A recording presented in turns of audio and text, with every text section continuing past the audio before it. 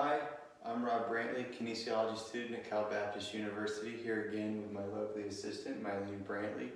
We're going to demonstrate rehabilitative exercise for someone that sustained a rotator cuff injury or is repairing from a rotator cuff tear.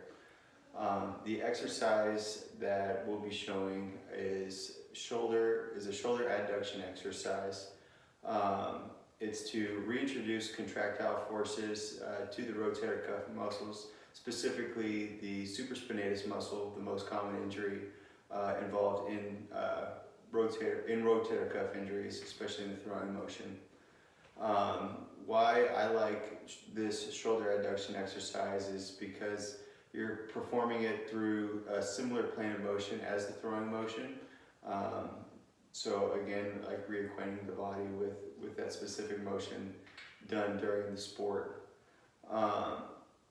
Execution of this, the person is going to start in an anatomical position and then they will be adducting their arms 90 degrees adducting the arms 90 degrees, but also in about 45 degrees of horizontal adduction, almost mimicking that diagonal plane of motion.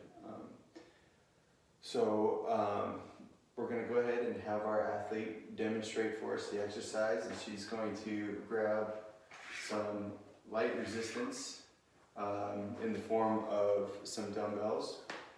She'll start here in what is the anatomical position where her arms are standing at her side, feet about shoulder width apart, and she's going to begin taking the weights through the concentric portion of the exercise, adducting the arms at about 45 degrees of horizontal adduction.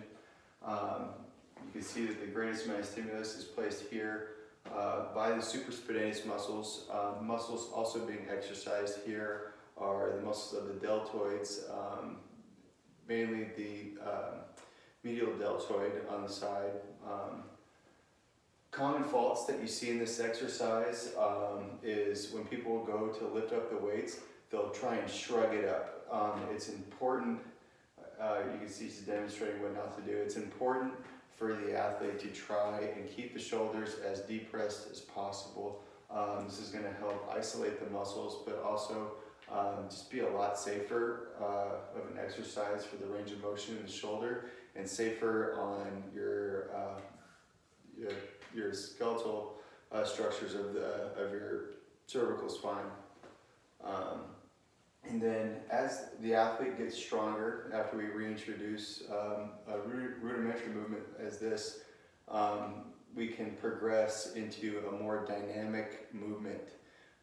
So Mylene can go ahead and place those weights back or place them down. Yeah.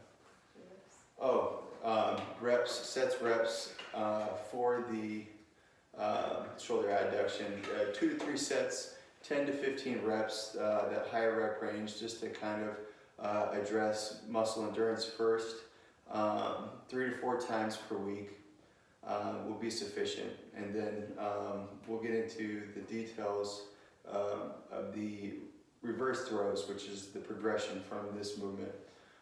Reverse throws, now we're trying to reintroduce that kinetic movement that every athlete has to perform, especially that in the throwing motion. A lot of energy is generated from the core to the extremity. So this is going to help the athlete kind of regain that proprioception, and again strengthen because the throw is in reverse, it's going to strengthen the antagonist muscles, also creating greater support for the elbow. Set up right here is we're going to go ahead and have our athlete set up in a kneeling position, knees both flexed at about 90 degrees. Your stride foot of your throwing arm is going to be the lead foot. So this is for her stride foot is her left foot.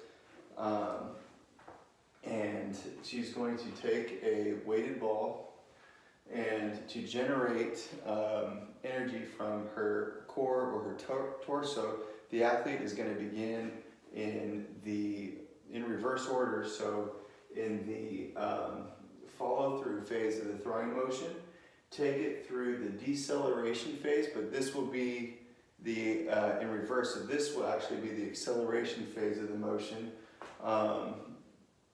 projectiling the ball back to the trainer. So we're going to go ahead and demonstrate a few repetitions of these to show you how it's done. So go ahead, start with the reach. As you can see, the athlete is using the kinetic energy generated from the torso to take the arm through that diagonal plane of motion, also mimicking that horizontal and 45 degrees of horizontal adduction and adducting the arm, progressing from our original exercise, working the antagonist muscles. Common faults that you see in this exercise is the athlete won't be using their kinetic chain very well. They'll just try and generate the force from their shoulder without using their torso. So go ahead and demonstrate a few. Now she's placing a large amount of strain on those rotator cuff muscles that can be potentially dangerous. Instead of going ahead and performing one more good repetition, instead of generating that energy from the torso, taking stress off the shoulder. So because this is a plyometric exercise generating power, lower rep ranges are recommended. So about 4 to 6 sets, 4 to 8 reps, 8 being on the kind of like higher end.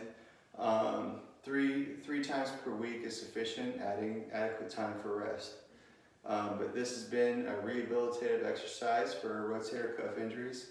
Thank you very much for your help, Mylene, and thank you.